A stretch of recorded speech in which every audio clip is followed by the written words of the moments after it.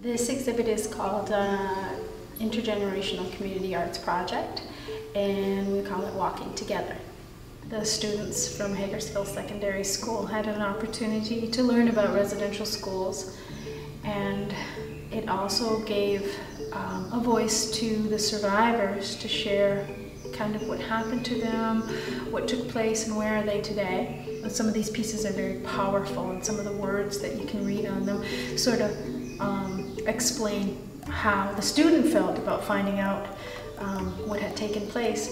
And it's important for us to continually give honor to those who have survived and to remember those that didn't survive, that never made it home. So because Woodland Cultural Center is at a former residential school, we need to constantly be aware that something took place here that took away our culture, and at every opportunity we have, we should be doing things to promote our culture, whether it's our language, whether it's our art, our music, our dance.